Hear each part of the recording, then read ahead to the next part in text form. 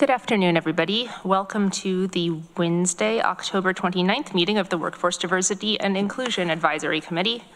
It is 3:04 p.m. I'll call this meeting to order and apologize for being the cause of the lateness. We have quorum. We haven't done introductions in a minute, so I think I'd like to do them today. I don't think everyone 100% knows everyone. Let us, a lot of you've been through the routine before, just introduce yourself with name, pronouns if you want, where you're coming from if you want, and any brief, like 1 or 2 word check-in about how you're doing in this moment, and then pass the virtual baton on to the next person verbally, since in Zoom there's no inherent order. But let's start in chambers. I'm Veronica Pillar. I use they, them pronouns. I am the chair of this advisory committee, and more importantly, let's pretend I didn't say that. What's important? I am a county legislator. Have been on WDIC, or you could say if you're a member of the committee or not. We have some guests. I've been on WDIC for all 4 years that I've been on the legislature, almost all. And at the moment, I am out of breath because I sped here on my bike, but that's all right. And I'll pass to Annie. Thank you, Veronica. My name's Annie Corman. I'm also a county legislator. I've been on WDIC for, I guess, about 8 years, all the years I've been a legislator. And my pronouns are she, her, and how am I doing? Trying to navigate and help the community navigate what's on our plate, and is to help people if the SNAP benefits are falling off for reimbursement this weekend. So working with my municipalities, and my biggest takeaway that I was just thinking about is, we navigated COVID, we've navigated a lot of other things, history, reminded by other people that we've navigated a lot of other things, and we will get through this together. And I will pass it to, I'll do Rachel, and then we'll come back. Good afternoon, everybody. Rachel Graham, she, her pronouns. I am an employee at the county clerk's office, a member of this committee, and chair of Team JEDI, which stands for Justice, Equity, Diversity, and Inclusion. And I've been on this committee, I think, for around 5 years. And I will pass it to John. Sure. Good afternoon, everybody. John Halachik. I'm the Assistant Director of 911 for the Department of Emergency Response. Pronouns are he, him.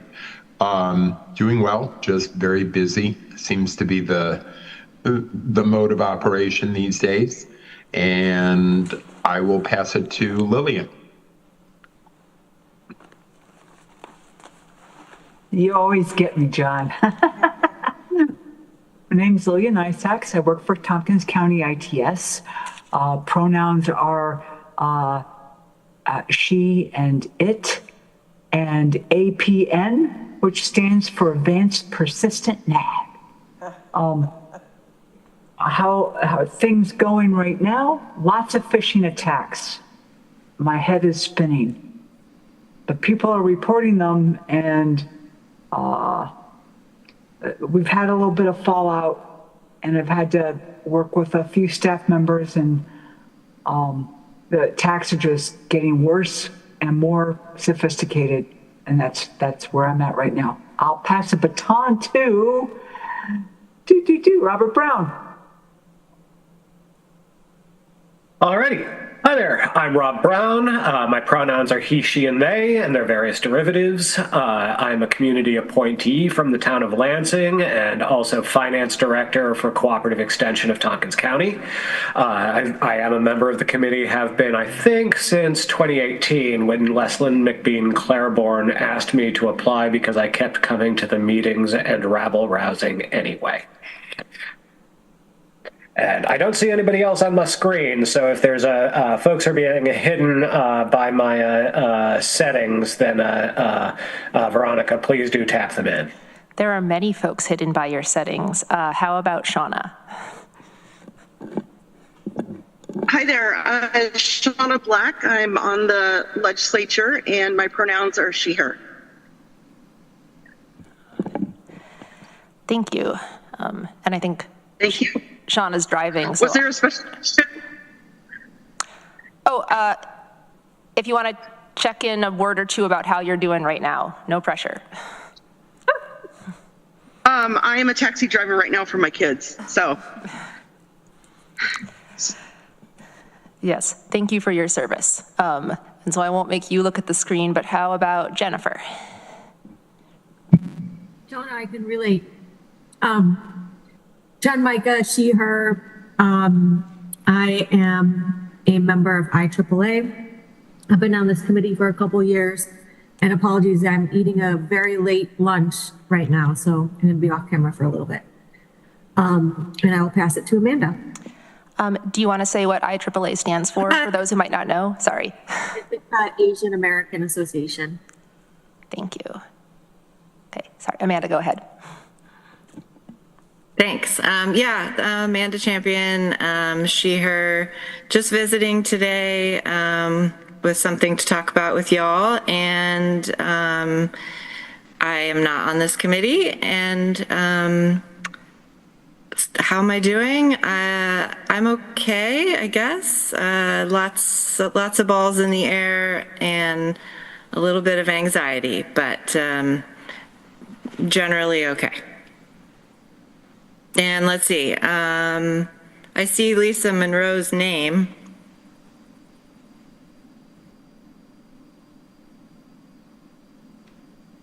Here I am.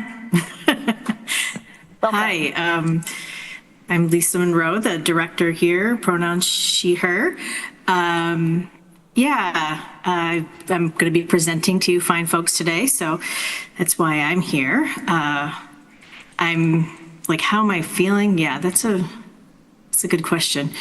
Doing a lot of what Annie's been talking about with the SNAP benefits, trying to juggle a lot of things happening right now, along with Medicare open enrollment. So it's been a busy time in our office, and yeah, it's a little bit overwhelming, but glad to be here.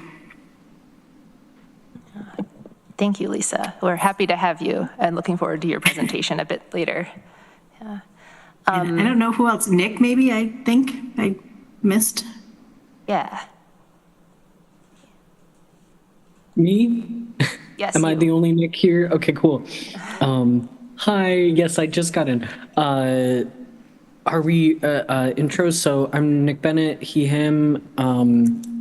I'm a professor of screenwriting at Ithaca College, been a member of WDIC for 3-ish years, maybe slightly longer. That's really wild, actually. Wow.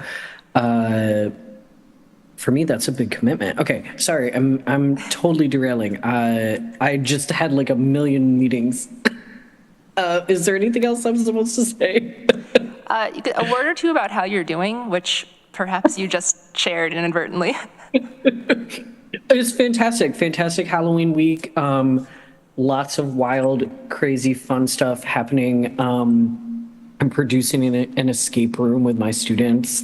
Kind of wild. But yeah, happy to be here.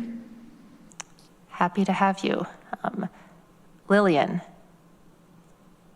What sort of escape room are you planning? Because we had an escape tent at the employee picnic with a star employee who was a cat to avoid any department or team feeling like they were being pointed out. And the cat was the pest control specialist hired at the county. Chambers McGee, a study in noncompliance. We had his own little escape tent there where staff could come in and look for clues, things that he wasn't doing right, like the catnip in a basket, bottles of cat whiskey that were in it, things like that. Also, healthcare data on top of a shredder instead of shredded, his wallet with the mother of all clues inside of his wallet that had like his new credentials to get into his laptop, things like that. So he was a study in noncompliance, but we have a mobile escape tent or escape cubby or escape room that we designed, three of us, Ashley Seegard, Susan Moore, and me. We had a ball doing this, and I'd be more than happy to meet with you to talk about what goes into an escape room. This all came about from University of Rochester lecture about an escape room they created for their faculty, staff, and students. And theirs was pretty elaborate. So anyway, I just want to put that out there. That's awesome. That's awesome. Yeah, I'll just say really briefly, it's I teach at the Park School of Communications at IC, and our escape room is Roy H. Park time machine, and he's locked the students in the room, and they have to help him either fix the time machine or break it, and there are different outcomes there. But a lot of cool time travel and little like Ithaca College Easter eggs that should be fun. Yeah. That sounds awesome. And Lillian, thank you for sharing. I did their tent at the employee picnic. And I was going to say, if you didn't, that, okay, we have more than one escape room creator on this call, which is a lot. Yeah. Monica, I don't know if you are there and want to introduce yourself as the last person remaining on the screen. Sure, I'm Monica Salvage, she, her. I'm the communications director for Tompkins County. I'm just visiting and listening in. I'm not on this committee. I'm feeling a little pulled in all sorts of different directions, but that's okay. And that's about it. Thank you, and we're happy to have you. And then folks on Zoom can't see, but there are two more people in chambers. Let's go to Sam, right across from me. Hello. I'm Samantha, or Sam Almendinger. I go by she, her pronouns. I am the County Training and Development Coordinator through Human Resources here at the county. I joined WDIC just a few months ago. I think September was my first meeting. And I'm doing all right today. I am gearing up for Halloween. I enjoy it, so it's, yeah, looking forward to that. Awesome, thank you. And then Jordan, can I call on you? Hi, I'm Jordan Cree. My pronouns are she, her. I have staffed for this committee since mid-2023 when I joined the county, and I'm also feeling excited about Halloween. My daughter is going to be a zombie bride. It is my favorite thing that she doesn't want to be a princess. She wants to do these cool, creepy, last year she was a spider. Her dad thinks she's going to want to bring a spider home soon. So it's my favorite time of year. That is wonderful, yeah. Zombie brides for the win, and also Jordan as a amateur arachnologist. If she does get spider pets, I can give you some advice. Yeah. I'll think heavily on that. Yeah. Have you ever taken her to Insectapalooza? Yes, and we also went to the Science Center when they brought all of the large insects out, which only deepened her love for spiders. So it's been a wild ride. Amazing. All right. Thank you so much, everybody. We are on to changes to the agenda. No real changes, but I guess the two things I want to put under Chair's report, because I can, is One, just a little, I want to open a little space for report back from the GARE convening that a lot of us were at. And two, actually, it may be before that, Amanda is here to share as chair of the GO committee, and perhaps others, a resolution she's bringing forward about the Chief Equity and Diversity Officer position. And there's some discussion about that in advance of the GO's Government Operations Committee meeting that is a week from tomorrow. So it's not printed on this agenda, but it is time sensitive. Are there any other changes to the agenda? Seeing none, we are on to the chair's report. So maybe, Amanda, are you ready to jump into the CEDO stuff? Yeah, sure. If you want me to go first. Cool. Well, thanks, Veronica. Thanks for giving me a chance to chat for a few minutes. And, you know, I'll kind of say what I'm working on, and then I'm, you know, open to anybody here's feedback or your thoughts or questions. Yeah, so actually at the GARE conference last week, you know, hearing lots of different ideas and perspectives, it occurred to me that, you know, and looking at our federal government and everything that's going on there currently, and how things can change so quickly based on any given administration or any, you know, particular elected body. And I thought that maybe something that the county should do is add the Chief Equity and Diversity Officer position into our county charter. I think all of our other departments are listed. The charter doesn't list all the employees or, you know, everything that the departments do, but it does list, you know, the directors and some other positions. So I drafted a resolution. I've talked with Katrina, our clerk, and Maury Josephson, our county attorney, and have come up with a resolution to bring to government operations in, next Thursday, so a week and a couple of days. And this whole process would require having a public hearing because it would need a local law to change the charter. So that process, there's, you know, I'm not running again, so the end of the year is the end of my time on the legislature, but I really wanted to bring this forward quickly and just honestly, even just to get it in front of the legislature as a conversation that people would need to, you know, think about and reflect on and then vote on. So I have been talking with legislators, again, you know, worked through a resolution and a local law with Maury, and actually just kind of sent that off to the clerks too, because we're doing the GO agenda like right now this week. So yeah, so that's kind of the basic outline. You know, there's a few details that I'm a little unclear about and would want to talk to the committee, the Government Operations Committee, but, you know, please, any thoughts or questions that you all would have, or what this looks like, or what it would mean, or positive or negative, I'm open to anything you all want to say. Thank you, Amanda. Rob.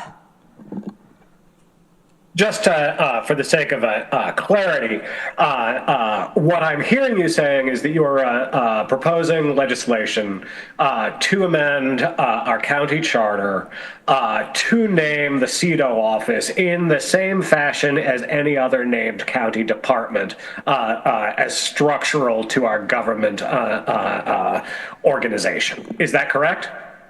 That is correct. Wholeheartedly in favor. Great, thank you. Yeah. Shauna and then Annie. Hi, thank you. Yeah, I want to thank Amanda. I mean, I think we learned a lot at the GARE conference. I think what we're recognizing right now is locally we need to do certain things to protect what we find important. And we noticed that all of the other positions are protected in the charter, and this one is not. And given it's a new position, but we also recently did a strategic plan that showed that the values that this position upholds are essential and very important for our constituents. So it seems like a no-brainer that we would add this position. I think something that's equally important that I do want to put on people's radar that kind of coincides with this is the fact that there has been conversation by some of our legislators to actually combine the Office of Human Rights and the CEDO position into one department.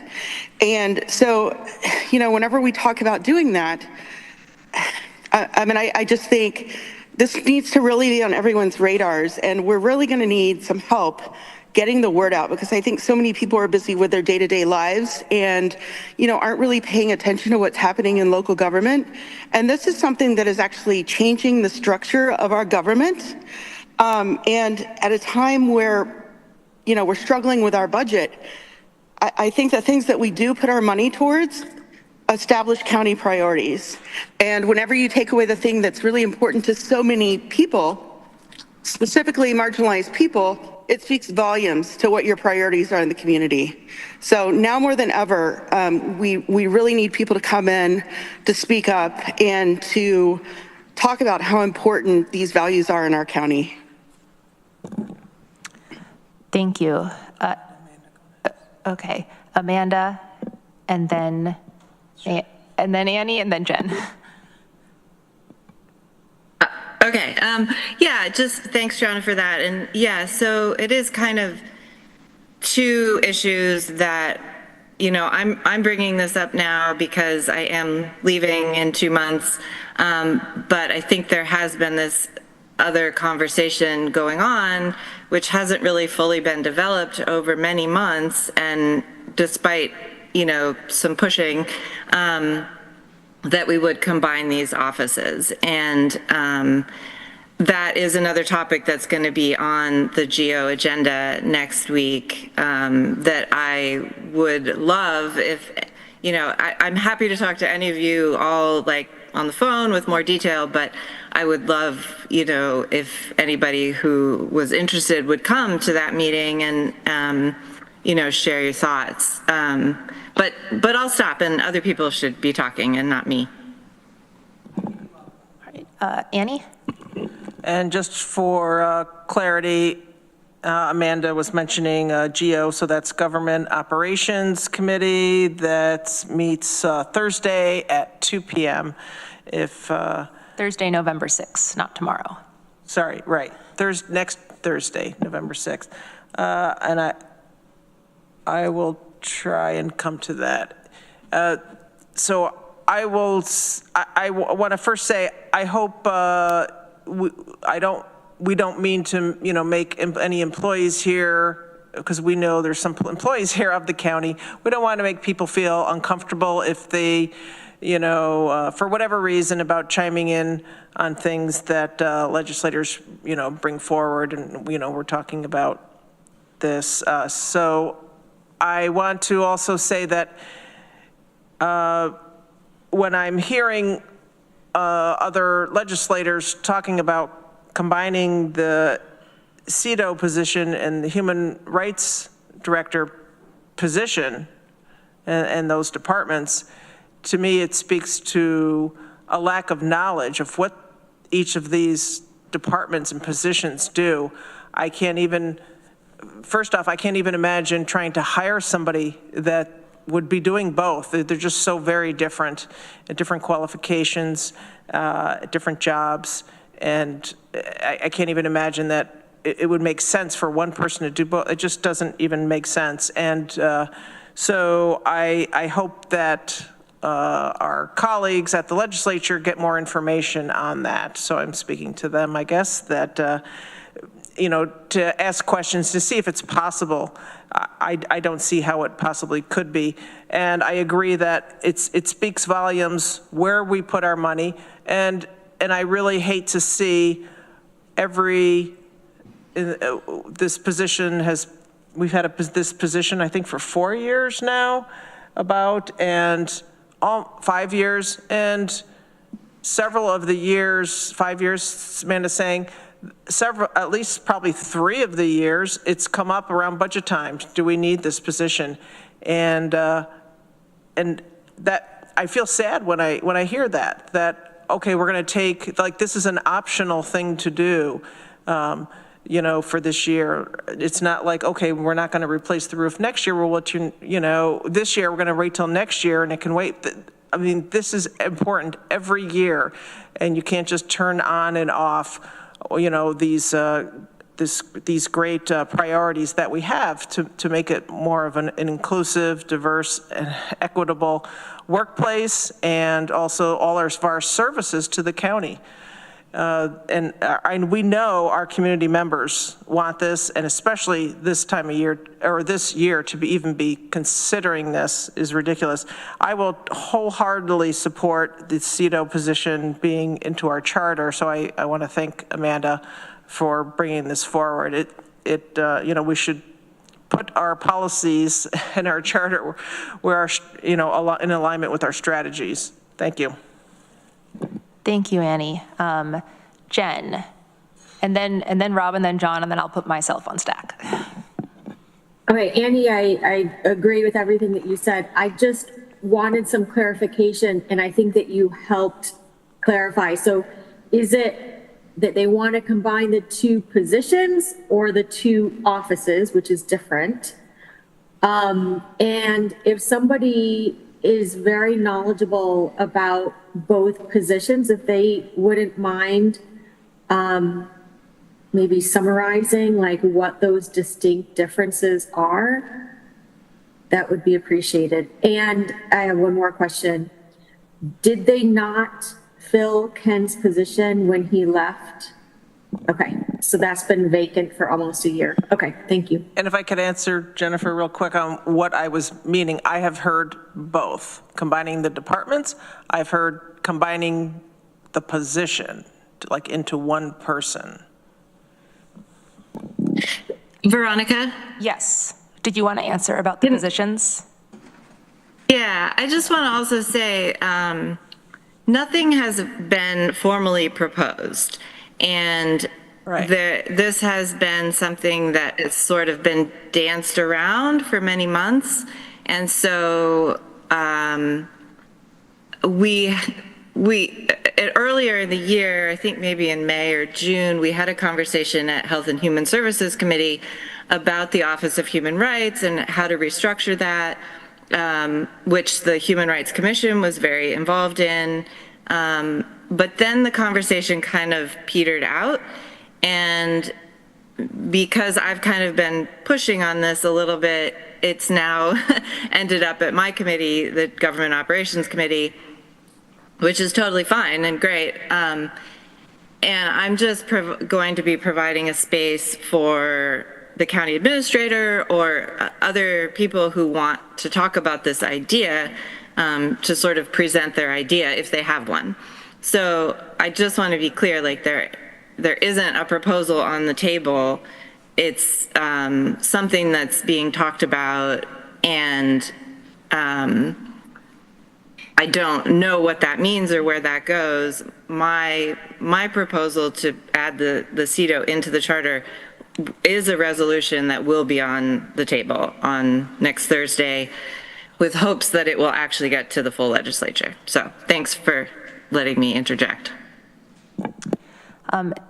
If I can actually interject just to try to answer, Jen, your question about explaining a little more about what the 2 positions are. So someone, correct me if I'm off base, but the Chief Equity and Diversity Officer's focus is the operations and structure and employee experience within the Tompkins County organization. And service delivery, I think. And service delivery in as much as the county delivers services to constituents, which is to quite a large extent. So the institutionalizing equity report and plan, which is, not just a published report, but like a framework to continue working with year after year, that's a job of the Chief Equity and Diversity Officer to oversee. The CEDO, I know it's mentioned now, like in our DEI policy and the bylaws of this committee. So it's that position, I think, is internal to infuse equity throughout this organization. The Office of Human Rights, or in the director of the Office of Human Rights, is more outward facing, trying to both educate the community about human rights, like what are they, that you have them, that you have the right to do a bunch. I was gonna say I don't know them, but actually I have this What Are Human Rights booklet right in front of me with weirdly creepy design, but that's okay. I'm not gonna read it now, but it's so helping the community understand their rights and fight for their rights and get support upholding them. There's been changes over the years and some drama around what the office can and can't do. The Office of Human Rights, like our county office, is subordinate in ways that I don't know all the legality of to the state Division of Human Rights, and the state, I think, has made different decisions over the years about what the county office can and can't do. But one thing it absolutely does do is receive complaints, like there's a formal process, but receive like informal complaints from people who may not be associated with the county government at all, but are facing discrimination or maltreatment in other areas. I am told it's a lot of employment stuff and housing stuff, but it could be anything. So the director of that office, I think, would need to, one, like, know the law a bunch and be able to, like, have some legal training to navigate that. I'm sure it'd be nice if the CEDO did too, but like we have our county attorney's office and all sorts of internal things. And the human rights director needs to like oversee an office that is inherently more outward facing. I think the way I could have condensed that to like a few words is one's inward facing, one's outward facing, but if I can add, I believe traditionally too, the human rights director has been our fair housing officer. Yes, that is true. Although interestingly, in this time that we have not had one, the Chief Equity and Diversity Officer was our fair housing officer. I thought it was Corsa. I thought it was, well, at the moment we don't have either, so hopefully it's someone else. I don't know. Does that answer that question, Jen? Okay, and yeah, thank you. Thanks. There was a lengthy presentation by Pei from the Human Rights Commission, so maybe we can send that out as a link. She did a lengthy presentation at the Health and Human Services Committee at one point. Oh yeah, that's a good idea. We can send that link. Oh, the one other thing, in theory, there might be someone who is like qualified for both positions, and capable of doing CEDO work and human rights work, but to assign both those roles to one individual would necessarily dramatically shrink both roles, because I mean, each one, like Charlene was not twiddling her thumbs. She didn't. She was doing a lot, and if you add a whole bunch of other stuff to someone's plate, other stuff is going to get shrunk and dropped. So in my view, suggesting to combine them into one person is suggesting to just shrink them and do a lot less of that work. Anyway, Rob. Okay. I'm jumping right in on the same subject. Many of the things that I'll remark on I could skip because of what you just said, Veronica, or at least adjunct on. And I don't want to lose sight of the fact that we're discussing the motion that Amanda, thank you, Amanda, is bringing forward soon, seeing as that is an actual proposal. But I don't think that even though it's not a proposal at this time, I don't think the conversation about adding this CETO to our charter is going to happen without more of the conversation we're having right now. And reinforcing what Veronica was saying, our County Office of Human Rights is a public-facing, public service, educational, and service-oriented office connected to our Human Rights Commission, which has volunteer community representatives appointed by the legislature. It devolves from our local human rights law and New York State human rights law. And has a very distinct function in relation to the state, which comes into some of what Veronica was referencing. And many people in this meeting know that I'm in a minority on the subject, and I ain't going to win. I think that we have gone the wrong direction in scaling back public representation by our County Office of Human Rights, and that we shouldn't blunt it any further. I have represented thousands of county workers in grievances about employment, and I can tell you hands down, the New York State Office of Human Rights is the hardest of the state-based enforcement agencies to work with. It's really difficult in order to even bring forward a claim, much less demonstrate that it's recognizable and actionable, is really, really hard, and you have to be able to afford a lawyer. And a lot of people who are in oppressed positions can't afford lawyers. So that's my pitch on we've gone the wrong direction, and I think we should go back. But to that point on the public-facing orientation of the Office of Human Rights, CETO is more infrastructural, and part of why I wholeheartedly support the proposal Amanda described is because as an infrastructural position, I think we should welcome it as a written part of our infrastructure. Well said. John. Thank you. Amanda, I would fully support adding that into the county charter. I just think it makes sense, and that's a good it's a good idea, and I think it'll benefit everybody in the community.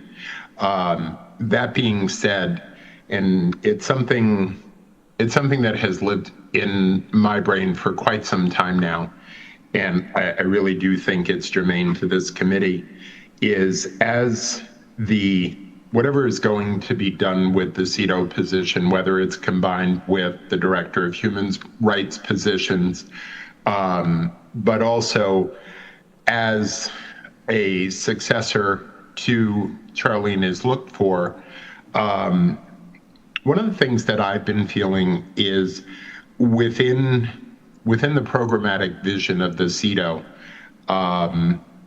I will say I did a cursory search in communications that I've received over the last 8 years, even predating the creation of the position. And what I was searching for is the term LGBTQ. And I came up with exactly 2 emails in 8 years that were forward-facing to our personnel. To me, on its face, that's very problematic. And I think it is a community that is very strong and robust in this county that, without criticism, has kind of fallen off the radar. And I think there needs to be renewed focus to bring that back as a continued topic, especially given our current state of affairs at the federal level. Thank you. And by that current state of affairs, you mean that the feds are talking about recriminalizing our existence, right? Or nullification of Obergefell in this Kentucky case that will ultimately make its way through the court system and potentially reverse that ruling. Marriage amongst others, but yes. Yeah, thank you for bringing that up. I'm looking around at this committee membership, and we've got quite a lot of queer people on it, which is cool, but not in and of itself actively supportive of LGBTQ people existing and thriving in this community or elsewhere. Amanda. Yeah, I just want to say thank you, John, for that. I have felt for many years that, you know, the Office of Human Rights, and yeah, no criticism of all the good work, but it has tended to focus on, you know, race and racial equity, more issues related to that more than all of the other, you know, issues, accessibility and yeah, the queer population and, you know, all of women's rights, like all of the things that are part of the conversation. It's not just about, you know, black or white.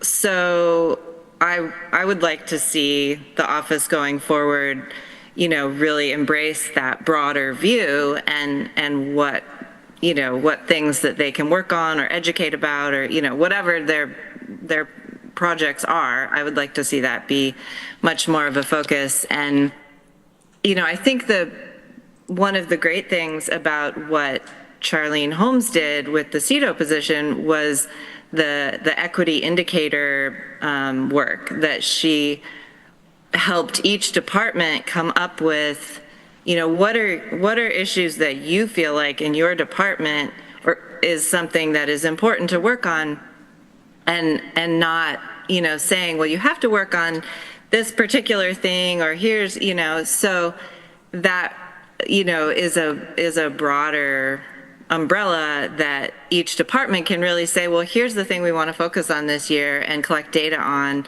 And I sometimes I think that all of that work has not really, even though there have been presentations about it, have not really fully been uploaded, so to speak, to the legislature, because folks are still asking me, well, what did this position do?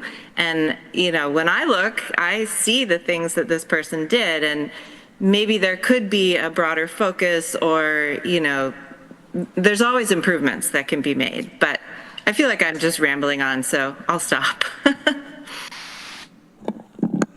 No, thank you. That's important reflection. I had put myself on stack and then I said half of what I was going to say anyway. But I want to say one thing. We haven't done it in a very long time, but this advisory committee can pass resolutions if we want. So if we wanted, you know, not before next week's government operations meeting, but if committee members wanted to consider some sort of formal statement regarding the in-charterization of the CEDO position or anything else, that is an option to consider between now and our next meeting. And second, I wanted to amplify what Annie said earlier about acknowledging possible like discomfort or complicated dynamics for county employees, non-elected employees on this committee talking about other positions. I'll admit that I'm still don't know the best way to navigate that, like, or help you all navigate that, but I will say, I know my door is always open to talk outside of these meetings. I know Annie's is too. It's not a literal door, I don't have an office, but like figuratively, you could always reach out, email, phone, I'll come talk to you anytime in a setting that is more comfortable should anyone desire that. Rachel.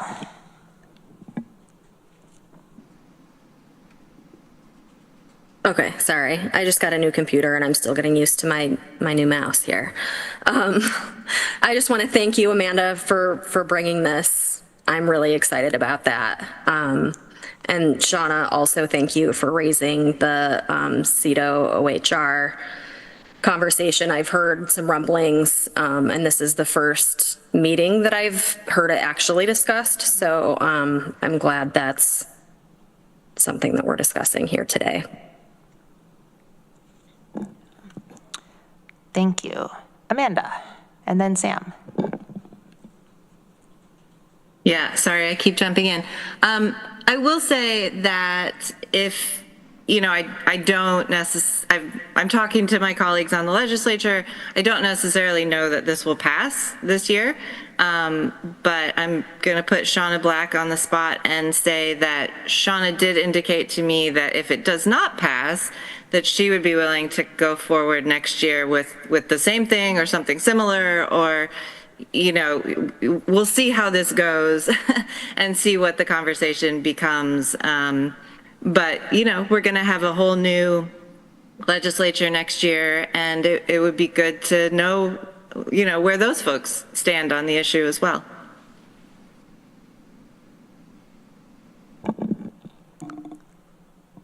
Yeah. Oh, yes, Samantha. Sorry, I saw Shauna unmute and wasn't sure if that was going somewhere, but. Okay. But Samantha, you were on stack. Okay, so I just want to add, I think it's a great idea. It reminds me a lot of the New York City core presentation that was done at GARE. Not necessarily the same thing, but similar in that, something like this has been done before at, a municipal level or a county government level. I think it's an awesome idea. Awesome. Shauna. Yeah, thank you. I think the idea, interestingly enough, it's going to happen after Election Day. And I think it could be telling for the people that have been in office for many years to see where they stand on this issue. By now, I think most of us know where some of our colleagues and some of our legislators stand on this issue. As I was talking to Amanda a few hours ago about some of the responses we're receiving, it's interesting because we definitely see, even people that we thought were supporters are not going to support this. And so I think it's, one of the things that we were talking about is the fact that you could have been a great legislator for 8 years, and this is the chapter that you're going to end on. And that's, in my mind, we're writing the history books right now, and our kids are going to look at this 10 years from now and say, what in the hell were you doing? And to be on the right side of history, I think is going to be really important. And so, I hope people realize where we're going as a nation and where we're going. We can do our small little part in the county. But I think whenever we talk about human rights and protecting these departments, now more than ever, we need people to speak up, and we need partners, in this fight, because it truly is a fight on the local level. And that's really sad for me to say, because I would have hoped that some of my Democratic colleagues, especially, would be comfortable passing this. And I hope they rise to the occasion. I hope I'm absolutely wrong. And we could get this passed. That would be a wonderful victory for people to retire on and leave the legislature on. So any support that this group can bring forth, I think would be very helpful. I can't say that enough, because I think public pressure makes it really difficult for people to vote against. Thank you, Shauna. I was going to say that's a good mic drop moment to end on, but Amanda and then Samantha again. Sorry. Yeah, so just in terms of the process, so it is going to go to GEO next week. It also was recommended that it go through the Budget, Capital, and Personnel Committee, which is later in November. But I'm hoping that it will get on the November 18th agenda of the legislature, that so the first thing we would need to do at that point is to set the public hearing. And then if we set the public hearing, that would be December 2nd. And then on December 2nd, we would have the public hearing and vote on the resolution. So again, I'm not sure that all those steps will be followed, but it will also, I'm going to attend Budget, Capital, and Personnel and say the same thing that I said to you all I think they'll have a resolution too to vote on. So I think, yeah, so that's the process as it stands at the moment. Thank you. Samantha. I'll just say this now since we're talking about the CETO position, just from like an HR update. The CETO position is currently posted. So if anybody is listening in and interested, that is available on our county HR website. The deadline is November 9th to put in applications. And then the Human Rights Director position is going to be posted at some point this week. So just adding that. Thank you. Yes, those are important updates. Okay. Annie? Yeah, two quick things on this same topic. Amanda, so the resolution is already in the, or will be in the government operations packet, for agenda packet, right? Yes. We're putting that together this week. It usually goes out on Friday. Okay, so I'm wondering if we could make sure that our members get a link to that? The packet? Okay. Sure. Yes. And Jordan's then, nodding. Thank you. Yeah, thank you, Jordan. And then also wondering, so timing-wise, if this body wanted to consider a resolution, it sounds like there's time to do that before the legislature votes. So I do want to speak a little bit about the process. Due to this being an advisory committee, any resolution that is passed out of this body would have to go to BCP. So just so you are aware of the process for here. And right. it sounds like going to BCP also already. So I'm thinking of other advisory boards. Usually they go to their standing committee when a resolution is passed, and perhaps maybe you'd want the link to BCP also. I'm wondering if we would want to do, if there is thank you, Jordan, for that, to remind us that. So to me, that I know we have advisory boards that like will pass a resolution, but they don't necessarily want the next body up to pass that resolution. So for instance, EMC or the case board will sometimes pass a resolution saying, hey, I'm in favor of whatever committee doing something, because to me, it doesn't make sense for us to pass a resolution. For instance, if it would be that WDIC supports the resolution to add to the charter the CETO position, that then this would go through BCP and they could change it. Because if it has to go through their committee, they could pass it, not pass it. They could not bring it up on their agenda, and they can change it. So I wonder if there's some other way that we could do this. Shauna? Yeah, I think the best way would be for us to write and draft a letter of support. We can make some edits collectively and then make sure that we send that to the full legislature.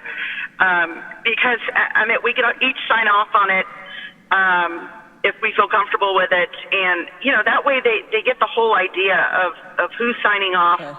You know, and another thing that we should probably work on doing is do an online sign off as well through like change.org. So that we can get it on social media and, you know, get 200, 500 community members that are passionate about this topic and feel really strongly. I mean, I think that's really compelling whenever we're in that room and we're debating, whenever 500 people, 1,000 people have signed off on something, and, you know, you see your pediatrician there, you see your attorney, you see your neighbors, your constituents. I mean, it's really hard to vote against that. And so I think, you know, at this point, from a committee standpoint, I don't think we should waste our time on resolutions, but I do think the letter would be really important. Thanks, Shauna. I like those ideas. Also, our clerk of the legislature, Katrina McCloy, has showed up, which means she's got some wisdom to drop. I just want to confirm what Jordan had said, that since this is an advisory committee, anything that comes out of here that you want to move forward to the legislature would go through BCP. And Ann, you are correct that BCP could change if it's a resolution, but there's also the option for member filed down the road if you want to submit something as a member filed. But then it couldn't come from this committee. No, it would have to. Okay, thank you, Katrina, for that clarification. But we could do, if we wanted, just like a letter signed by we, the undersigned members of WDIC, and it would be like each individual signing it or not. Without pressure to employees, again, or anybody. So just wondering, how would folks, mind me asking that? How folks feel about that if we did a letter of support, and then also, as Shauna suggested, we could do a change.org thing too, which we could leave that to legislators. I'm happy to draft up the letter of support and send it to the full committee, and then just reply back to me that you would like your name on the letter. And then I think we should do a two-pronged approach. I think, yes, it should go through committee, whether it's GO or budget. But Amanda, I think the week before that second November meeting, I think you should put it in as an individual filed, just as a backup in case it doesn't get through committee. That way, you know, every single one of our bases are covered. Yeah, just jumping in, I did mention that to Katrina, and we could still have the resolution to set the public hearing on that second November meeting, regardless of if it goes through committee or not. I guess, I don't know if Katrina's still sitting there, but she is. If it passes like one committee but not the other committee, how does that work? You'd think after 8 years I would know, but like that would just be recorded that one committee passed it and the other didn't, right? Yes, it would still move forward to the legislature. Okay, thanks. I didn't know that. That's great. All right, I'm going to park my side train of thought in my brain for something else. So Shauna's going to do the letter. Yeah, Shauna, thank you for offering to draft a thing. You're good at writing stuff, in my opinion, in my experience.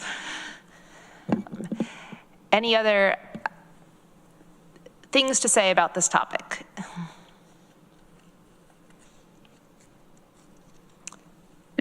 Amanda. Can I just say a very big thank you for the discussion and the support, and I've sort of been obsessively thinking about this for the past week, and so it's good to have, you know, your ideas and thoughts behind it. Thank you. Yes, thank you. Thank you for coming and talking with us here. That worked out well time-wise. And if I could adopt Amanda as our honorary member for WDIC. So thank you, Amanda. Yes. Did she wear the right color? She's wearing the right color because every color is perfect in WDIC. Hooray. We do not discriminate against any part of the palette. Yeah. What's that? You're a rainbow. I said that we do not discriminate against any part of the color palette. That's right. I have plaid, my favorite color. All right, I see, I was gonna say one, but maybe two honorary members showing up on Rachel's screen. Oh. One is a cat, so maybe not. A calico. Loud. Or no, a tort. Yeah, calico. Moving on to the next topic, which is related, I wanted to open up a little space if people want to report back from the GARE convening, which was fantastic, and a huge thank you to everyone who helped organize that. I have, I guess, one. You didn't want to do? Okay, just wanted to make sure we have. We're still in the longest chair's report of my life. Oh, okay. Technically. I know Lisa's waiting at some point, but okay. You want to just? Yeah, maybe let's keep this brief. but I do want to ask Samantha, can you expound a little more on the New York City core presentation you mentioned? Yeah, I took quite a bit of notes. I don't have them with me, and I meant to look it up because they have a website. So I don't have a whole ton of information, but from what I understand, and maybe others who were there can chime in on this. CORE is not a county department or municipal department. It's a separate organization that was founded by New York City within their charter. And they don't report to any like county government office, but the legislature within New York City and like departments that want to pass policies or things like that run things by CORE as part of their charter. And then CORE does like public comment periods where they seek public feedback about things, like policies and changes like that. So that's my understanding about them. Thank you. Yeah. That's awesome. Yeah. Any other brief sharebacks or observations from the GARE convening?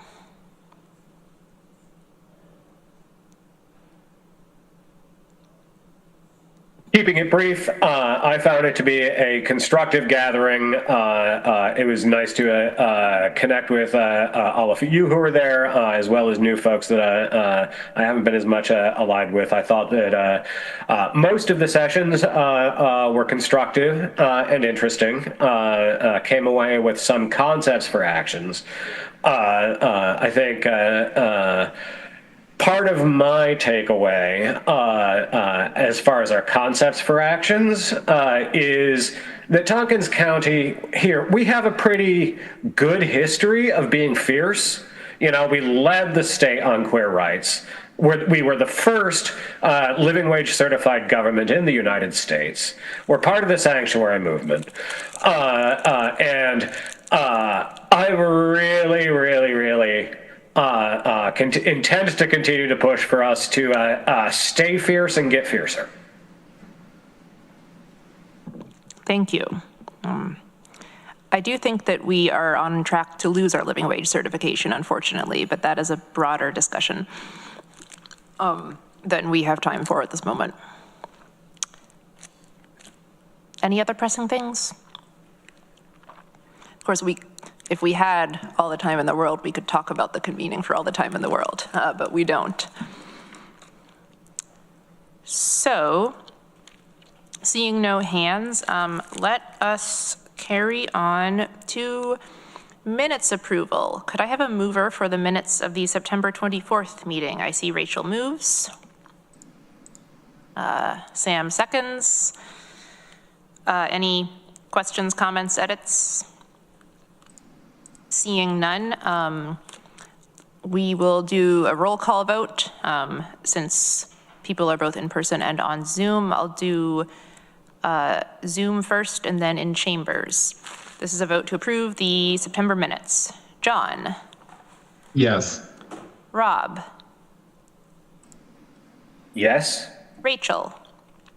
Yes. Nick? Yes. Jen? Yes. Shauna? Lillian? Yes. Sam? Yes. Annie? Yes. And I'm a yes. Those pass unanimously. Thank you. For reports, Team Jedi, Rachel, do you have a report? I do. So our last Jedi meeting was on October 17th, just before the GARE meeting. And that meeting, we conducted an exit interview with Charlene Holmes, our former Chief Equity and Diversity Officer. It was the week before her last day. So we took that as an opportunity to ask her some questions. And hopefully that will help inform the new CETO once we hire a new CETO. We also hosted the GARE local meeting October 20th to 22nd, which was awesome. I have a lot to share on that, but just in because of time, I'll just say, like, my biggest takeaways were that the foundations of our equity work are courage, commitment, and clarity, and that we need to have a focus on accountability internally, institutionally, and community-led accountability, and that we need more community and government collaboration. Also from JEDI, we are about to get back to work on the parental leave committee. We had been on pause while we waited to see whether the county was, I guess the county was reevaluating whether or not to opt into New York paid family leave. And we have recently been updated that is not going to happen. So the county is opting out again. There are a few questions about how that decision came to be, but either way, that committee is going to get back to work to come up with a proposal. And that is my JEDI update.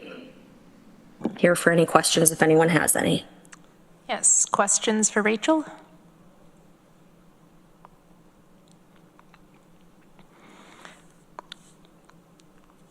I see none. Thank you, Rachel. And I would love, or I guess two things. One, would love to hear more about the GARE-related report maybe at the next WDIC meeting or something when there's more time.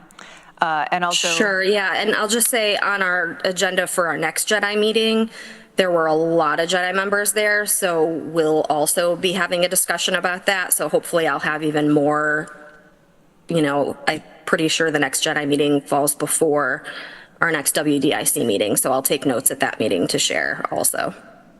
Amazing, thank you. And then also just thank you for letting me sit in on your last JEDI meeting and Charlene's exit interview. That was very valuable. Annie, did you have something? Yeah, it wasn't exactly for Rachel, it was maybe more for Sam, actually. So just thinking about like the CEDO position, do we have an idea of who's going to be on that interview panel yet? I'm not aware of that. That is something that I can find out and get back to you on. Yeah, that'd be great, because I know we'd want, one or two people from WDIC. I mean, I'm hoping, and, one or two folks from JEDI. Yeah. Yeah. Thank you. Mm-hmm. Amanda. Yeah, I did speak with Legislator Mezzi this morning, and he mentioned that they had talked about this with Corsa in their leadership meeting, that, yeah, they would want a couple of legislators on the committee, involved, someone from the Human Rights Commission, someone from here, so I think that's on their radar. But yeah, you should definitely follow up and make sure various groups are represented. Yeah. Thank you. Anything else JEDI related? All right. Let us then move on to the thing we've all been waiting for this meeting, which is our report from Lisa Monroe from the Office for the Aging on their equity indicators. Lord, I hope you haven't been waiting for me. No, this discussion is really good. So I'm glad to be here. And you guys have more important things to talk about than just what I'm talking about. So glad to be here, but let me share my screen.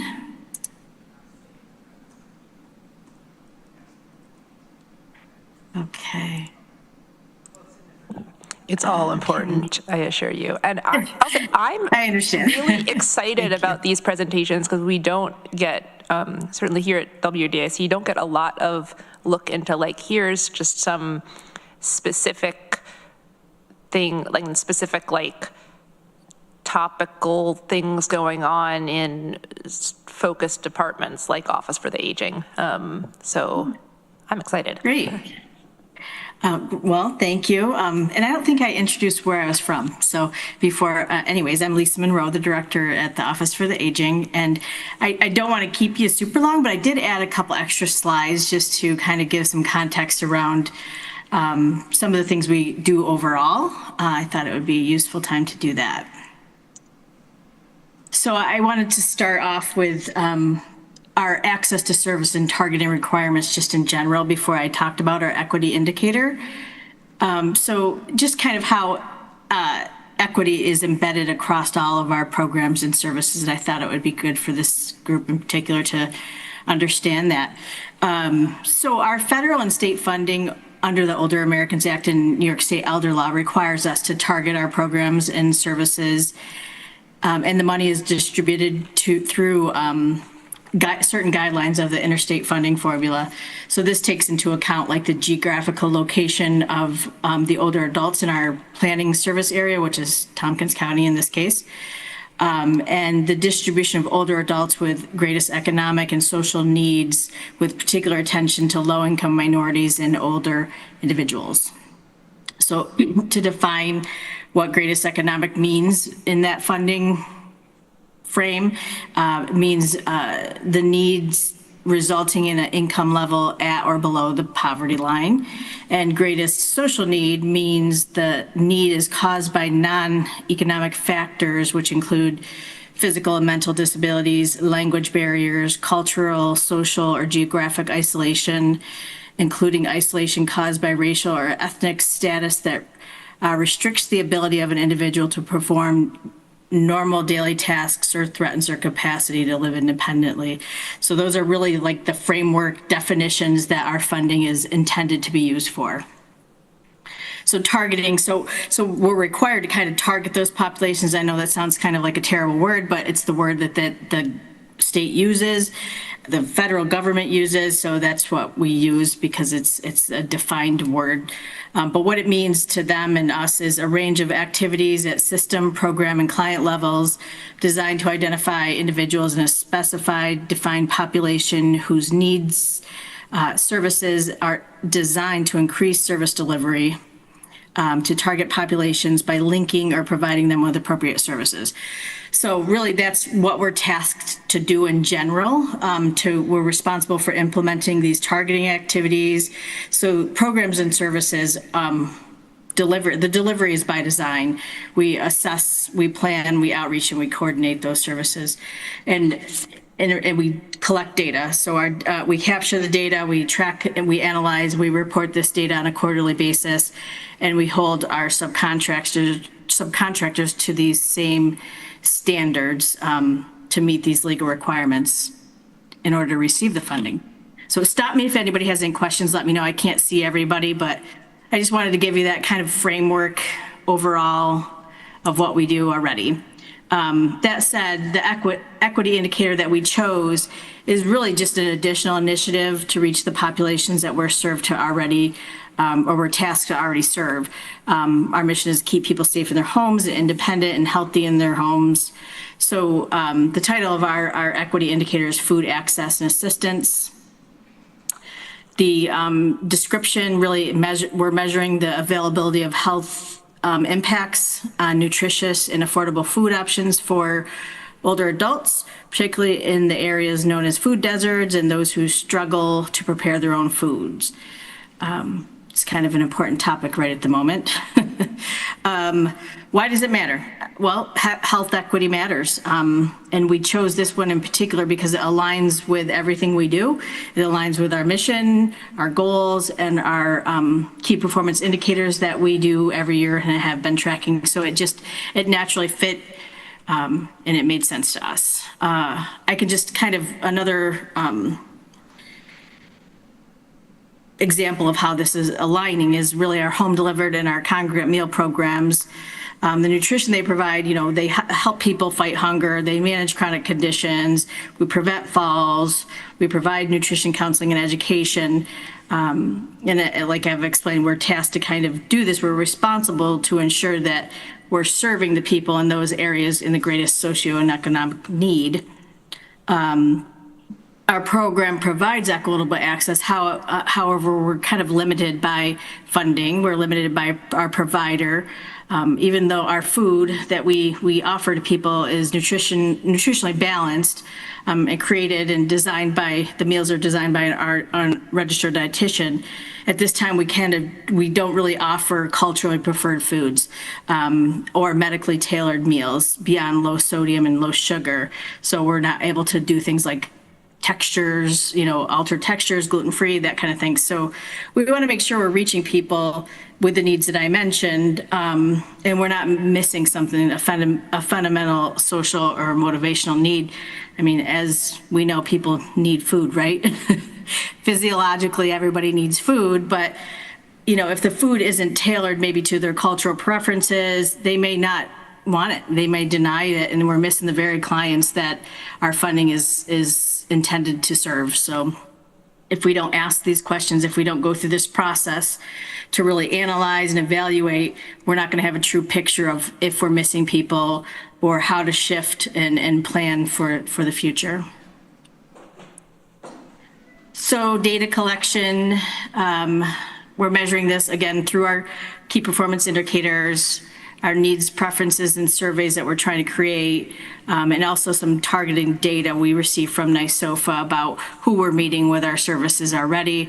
They break that down based on demographics and rural and non-rural areas, so we can use all this data to kind of inform how we're asking these questions and evaluating this. We're going to be using our statewide database. Again, that's what we use to input all of our data and report out on. Also some GIS sources that ITS has helped us with to kind of narrow down certain populations in certain locations. How frequently is it collected? We collect data all the time, but this particular thing I put annually, but it probably will be once. We're gonna, we're ramping up to do all this, but we're gonna collect this once and then the planning part begins. I have a question. Progress. Oh, sorry. Oh, Lisa. sure. Can you say more about, maybe it's on this slide, what your key performance indicators are or have been that Yeah, prior and I'm not to going to remember the equity indicator actual off the top of my head, but our key performance indicators are based on our most critical programs that help people stay independent in our homes, and that's nutrition, home delivered meals, congregate meals, and also our ISEP program, which is the expanded in-home services for the elderly program, and that's our aid service in-home, case management, things like that. They're really the most critical high-level programs that we have that we collect and capture the most data on, most demographics. There's a 42-page assessment that's done in order to be able to get into those programs. So it's those programs and also our PERS program, which is our personal emergency response system, the button that people have, so helps falls prevention. So we're tracking those major higher level in-home services type programs. Did that answer your question? Yes, thank you. Okay, yeah. So accomplishments so far. So we're kind of in this survey development right at this point. We've completed our KPIs for 2024. We've been all along collecting the data from that we submit to NYSOFA. The survey is not completed yet, and it may not be just a survey when we come to the end of this whole process. It might be more than just I call it more like an evaluation process. It will probably include a survey, but there's going to be a little bit more to it than that. Yeah. Oh, and I did want to mention. I can't remember if I'm off my slides here, but so recently. We've convened all along since the spring. We've convened with our partner FoodNet, which is our home delivered meal provider and congregate provider, to help create this survey, or at least questions. We've received input from registered dietitians.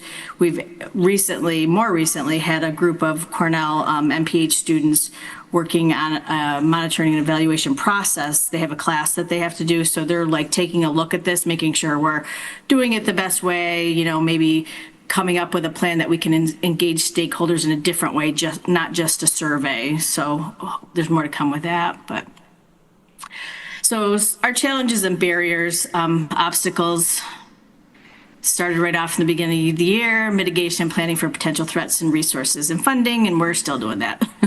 So that has not stopped. The 50th anniversary celebration, that's not something we usually do every year. It's only every 50 years. We did that, so we had fun doing that this year, but it required quite a bit of planning, and it was good.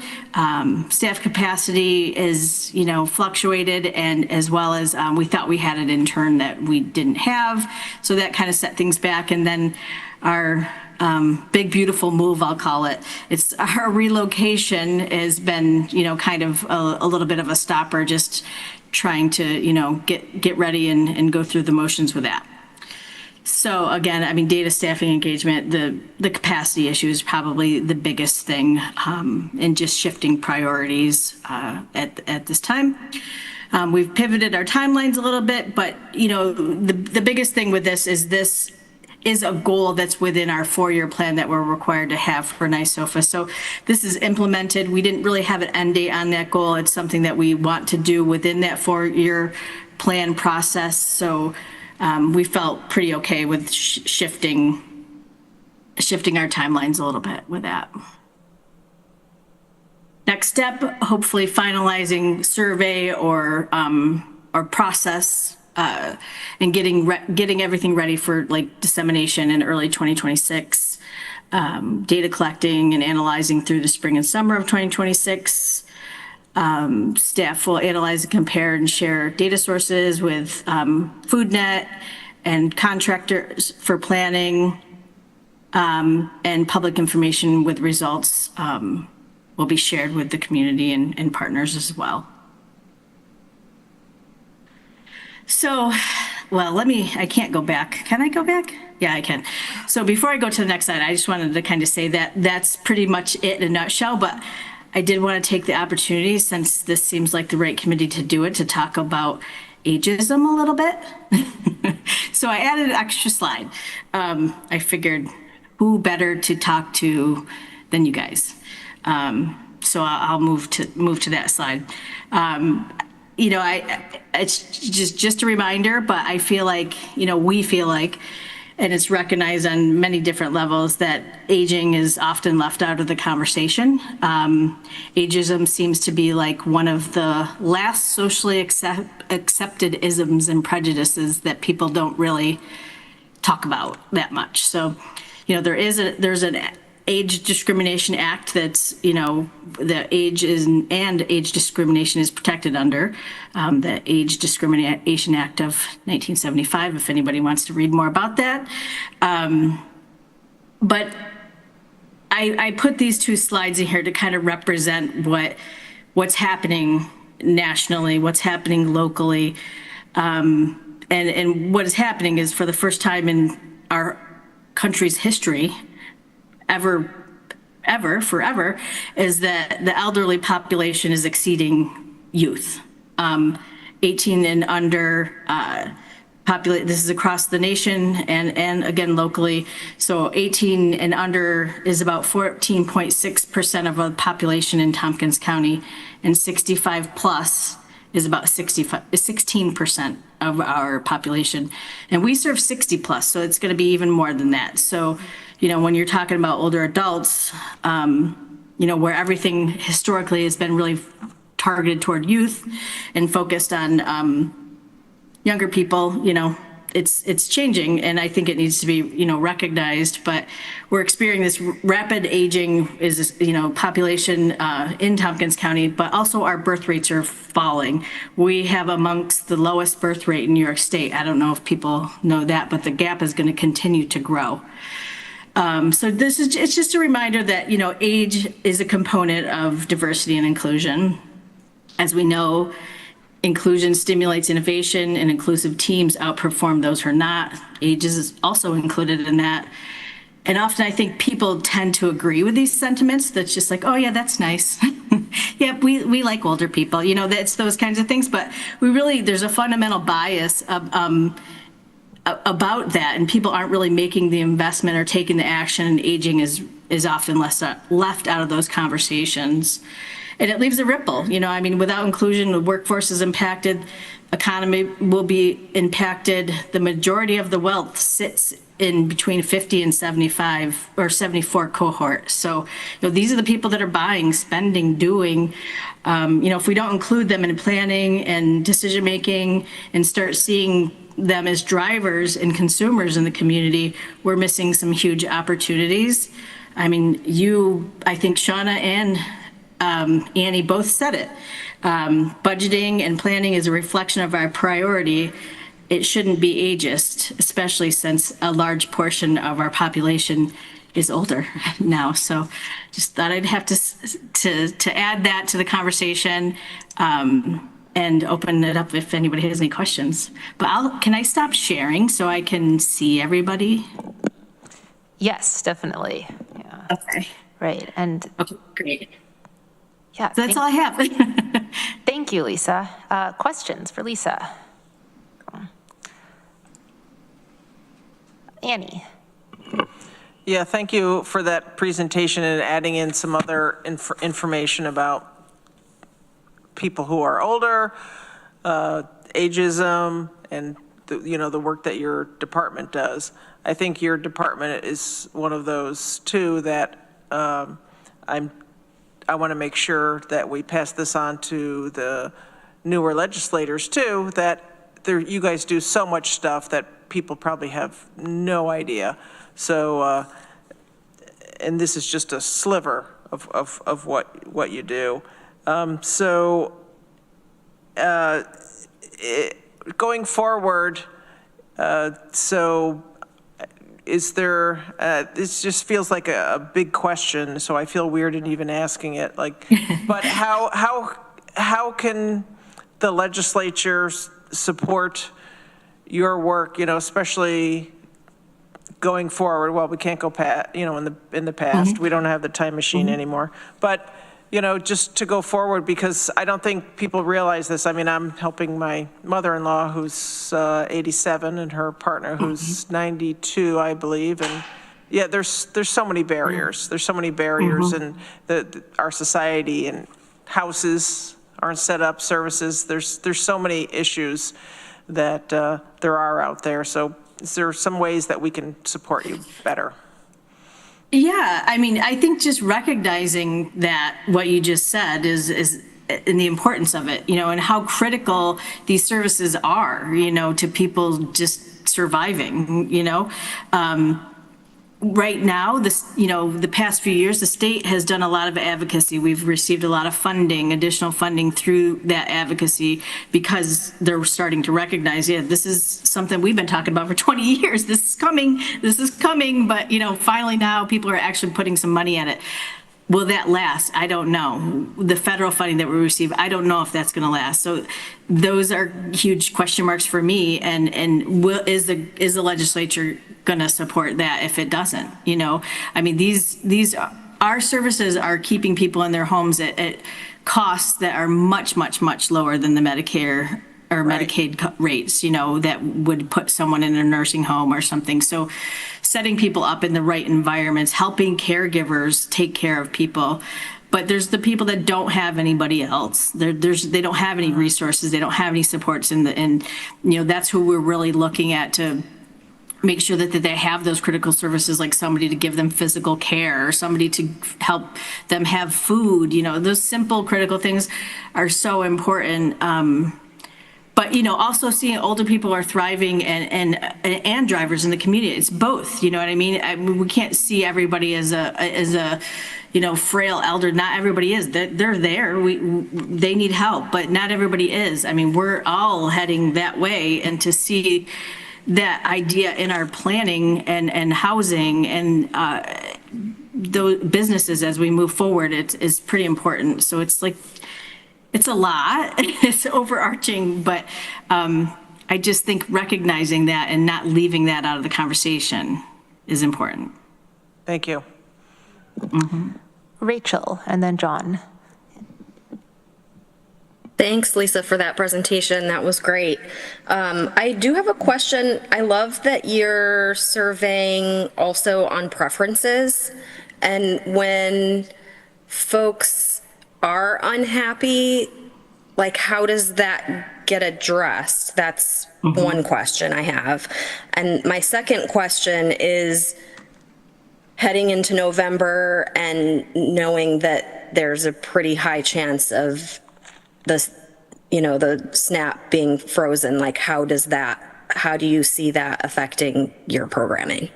Yeah, both good questions. The first one, so the one thing that we're doing with this survey or evaluation is trying to get to the people that we don't serve.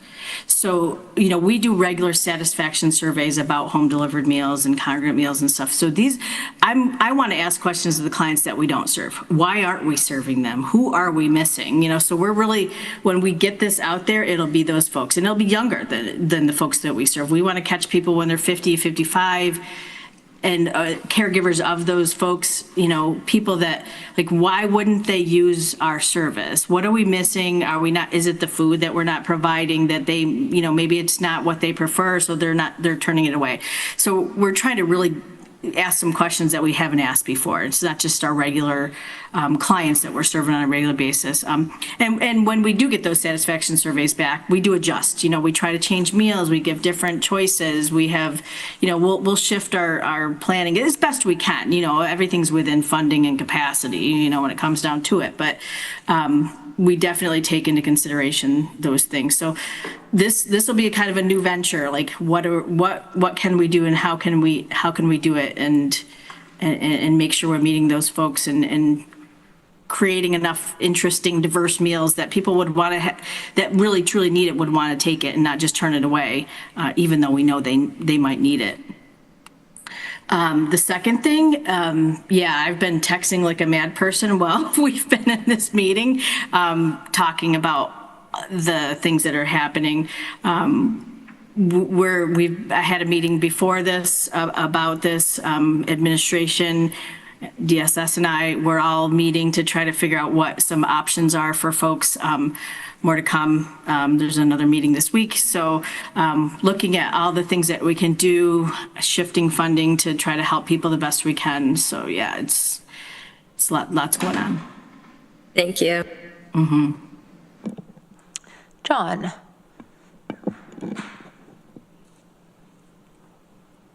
Yes, thank you. One of the things that I've been involved with as it relates to COFA and one of their initiatives throughout my tenure here at the county is the Falls Prevention Initiative. It runs hand in hand with our operation as well. And for those of you who may have attended or seen the study that was brought up and discussed yesterday at Public Safety Committee, one of the genuine takeaways that I can't stress enough is year over year, falls calls are the #1 taxing resource for our ambulance service in whichever one you're looking at, but collectively, it is the #1 reason why 911 is accessed for an ambulance. And I can't stress enough how important it is to provide appropriate and robust funding support to falls prevention initiatives, because ultimately those dollars spent on falls prevention initiatives should translate back into a decrease in the need to access 911 for ambulance resources, which are so precious these days. The other thing there to take into consideration is, sometimes it's a simple, low-cost assistive device or something in the home that will mitigate a fall. And for those that may not be aware, if you're looking at the segment of the population 60 plus, if someone falls, and there are all kinds of varieties of falls, But if someone sustains a hip fracture at 60 plus, that can cut their life expectancy, whatever is left, in half or worse. They may never come out of the hospital. So, the endeavor there is we don't want them to have to go secondary to a fall that's a life-altering or life-ending or life-shortening scenario.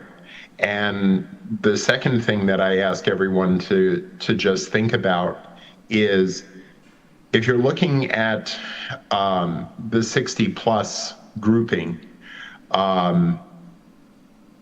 year over year, that's going to be the remainder of the baby boomer generation. Historically, it is the largest segment of population in the last 100 years that individuals belong to. And as that segment of the population continues to age, retire, they are going to have increased needs just based on volume of those individuals being alive, not even drilling down into what health risk factors they may have, but falls is definitely at the top of the list. So to what Lisa has been speaking about, I would just ask, don't lose focus of the falls prevention initiatives and how important they are to our community. Yes, thank you, John. 100% all of that. Yes. And, there's so many pieces, and you highlighted it so nicely. I think that, investing in the front end and it just keeps costs down on the back end on so many levels, so many different levels. Yeah, thank you for bringing that up. I wonder about the falls stuff, because I was watching the presentation at Public Safety. Yes, that was only yesterday. And I'm, maybe it's too much of a topic for now, but I'm curious where, I guess, how much y'all already interact between COFA and the 911 center or the various ambulance programs around either fall prevention or fall response. Because I think, and John, redirect me if I'm going the wrong direction, but another thing that came up in the presentation was about how the ambulance response to falls is maybe not particularly targeted to falls, but since they make up an eighth of the calls, something more. Yeah, it's 12% of our total EMS call volume in any given year.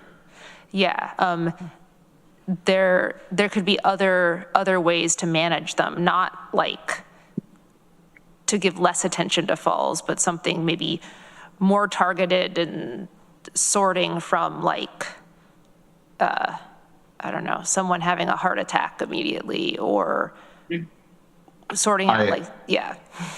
I'll just offer this out, and it's probably because it's a lengthy conversation, and it's probably better done offline. But I would encourage individuals to look at what is going on in Putnam County to the south of us, and they are standing up the first in New York State community paramedicine program, and there are a lot of nuances, and for lack of a better way of expressing it, a lot of intricacies and red tape that get in the way of what can and can't be done vis-a-vis an EMS system in any given community. It would be exceptionally helpful if a community paramedicine model could be developed and even out of the falls prevention initiative. I'm kind of spitballing here, but if you were able to empower and have a responder do an evaluation on scene of a falls patient and ultimately clear them in the field rather than resulting in having a full-on ambulance respond to someone who says, hey, I fell, I'm uninjured, I need assistance getting up off the floor. They go and they do a a sufficient check of that individual based on New York State guidelines, and they're able to assist them to the floor, that person signs off.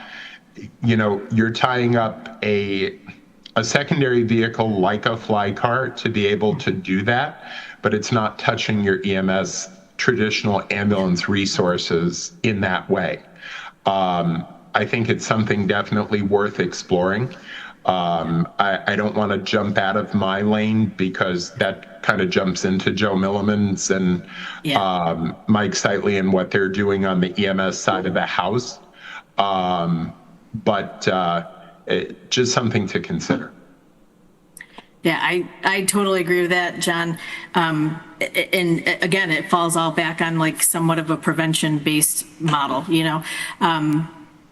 We used to have, you know, the falls prevention, there was a committee, there was a large convening of people that was held, and it kind of fell by the wayside, and what was left kind of landed in our department, which with multiple other things, it doesn't get pushed forward that much, but we're left with the, you know, the personal emergency response system that we do. One benefit of the company, we used to work with Dewar, that they had our equipment. It was all county equipment. You know, it was so old and outdated. We shifted. The model we have now is able to have a responder, not just an ambulance. So people that have that can have, you know, oh, my daughter's my responder. I don't really need an ambulance. I just need my daughter to come over here and help me, you know. It might be those things. So those are just little implementation that, you know, things that we can do to kind of prevent those calls. We still do our falls prevention screenings, and we have people that can go out to homes, but, you know, people have to actually do and implement those things. So little by little, but more effort and emphasis on it, and a larger group that has actual, you know, teeth behind this would be really helpful. Yeah, thank you. This is fascinating. Annie. Yeah, so much stuff. Yeah, we could talk about this for days.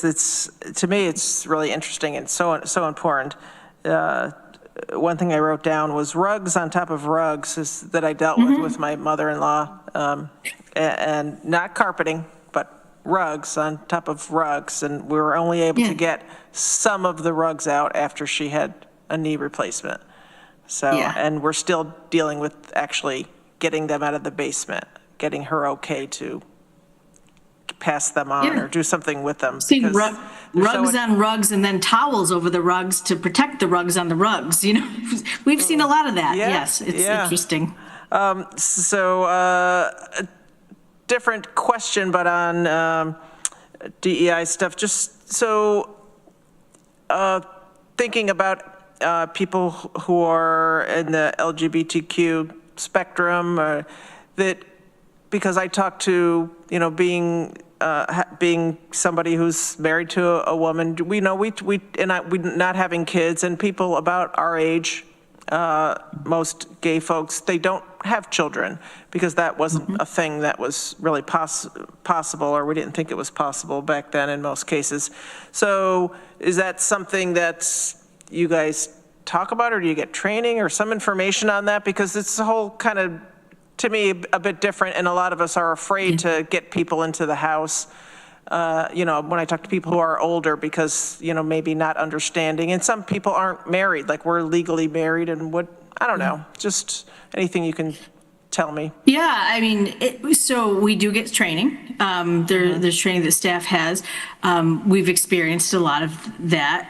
It's you know, in my eyes, it's not much different than just somebody that doesn't have anybody left. You know what I mean? Like, people at an older age have outlived people, so they don't necessarily have children or whatever, you know. So the approach isn't any different. We connect people with the resources that they need to, you know, get through what they need in life. As far as support systems, we do, you know, we don't do any support groups and targeted at that, but we connect people with them that exist in the community. So, I mean, we fund Lifelong that has a group, and there's other things. So we put money in places where we can support people in those ways too. But that one thing that I really love is that we our aides that we directly provide now. The more people that can go out into people's homes and help them is really truly what we need. So, it doesn't really matter who you are or what you do or what you believe in. If you need help in the home and you don't have any other resources, we're going to help you through that system. We're going to help you navigate that.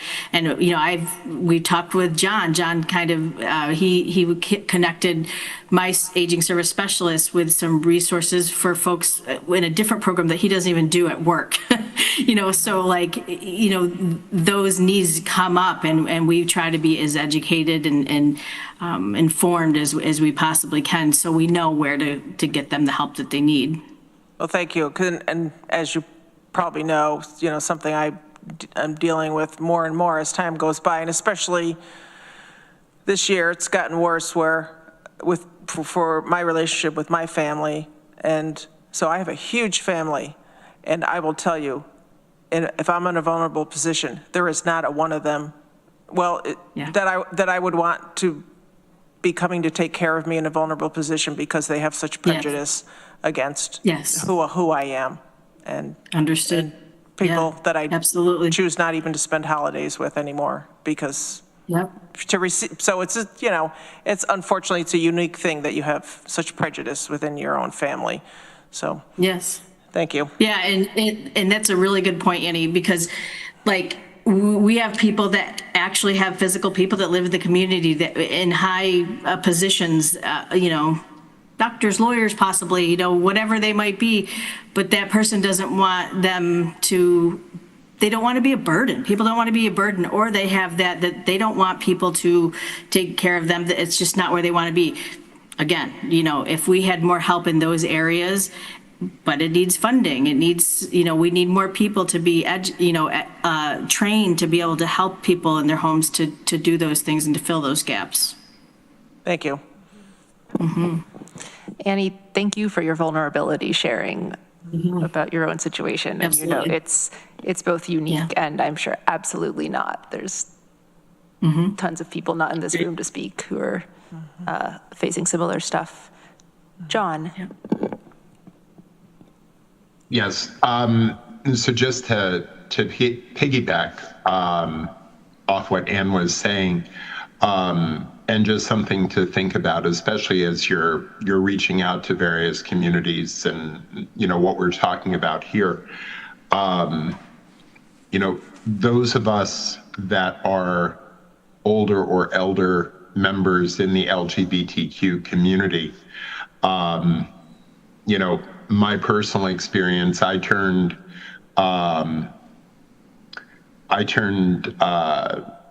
21 in 1992. But when I started adult employment in EMS and in 911, it was in the late 80s. And that was the height of the AIDS crisis. And my personal experience from an employment perspective and both from a personal perspective is shaped by those prejudices of the late 80s and 90s and to see what individuals go through. And the only reason I raise that is because there's been a lot of ground covered in the better part of 30 some odd years or more from that time. And those of us that are now by age, reaching that elder category, the likelihood that we're going to reach out if we don't feel that it's a safe space for us to reach out into will contribute to either a lack of knowledge or a lack of resource utilization for something as, in the grand scheme of things, as simple as falls prevention initiative. So if you're looking at it through a lens of general population by age, no mitigating factors, I tend to agree with the assessment. But it's a bit deeper than that. And there is a need for outreach into that community. I fully understand, well, I should take that back because I don't walk in Ann's shoes and that's not fair to her. But I can relate to some of her shared experience as well. And, there's a fear element as well, especially if you do live alone and you are aging, and that cuts across all segments. But when you've been ostracized or you have to shape your identity so that you're not discriminated against, that lives long and hard in your memory. And it's very important that those resources are made available to members of the LGBTQ community, and that they're made aware that it is a safe space for them to reach out. Can I just say thank you for saying that, and that I would love to be able to, in your circles, we need advisory board members. We need to be continually informed of these things to guide what we do in the best way. So, if anybody or if you would like to, we really could use that. And I think that would be really helpful. Thank you. Thank you. Thank you, Lisa. Thank you, John, for your vulnerability. Yes. Any other questions or comments for Lisa? Cool. Great, Lisa, thank you so much for your presentation and the conversation. Thank you all. Yeah, we just have a few more minutes left. The next thing, Strength and Diversity Award update. This is just to update folks. The form for nominations is live. A press release went out on Monday. Thank you, Monica, for doing that. Please still share with your networks. We got at least one nomination in on the form, but I haven't checked super recently. The deadline for nominating folks is November 9th. Same as the deadline to apply for the CEDO position, it turns out. And John and Rob, if she's still there, which maybe not, I'm gonna have to circle back with you offline to reschedule our meeting. But reminder to everyone here is that you can also nominate people to receive the Leslyn McBean Claiborne Strength and Diversity Award. It's helpful if you do go through the form and put the information there. Yes, we want everyone to submit, and you are everyone. You are included in everyone. Any questions or additions to that? Fabulous. We are on to committee member reports. Are there any committee member reports for the good of WDIC? Sam. I just have one thing to add.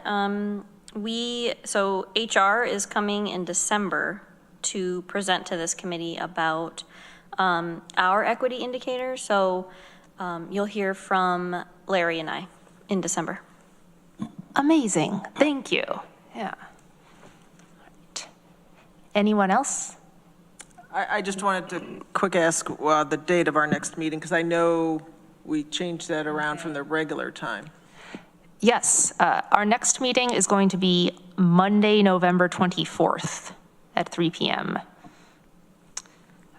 So 2 days before what would be the default time, because we're not doing a 3 p.m. the day before Thanksgiving. So Monday the 24th is our next meeting. Yeah. Anything from anyone else? Going once, twice, thrice? Right. Thank you so much. I love you all. We are adjourned. Thank you, everybody.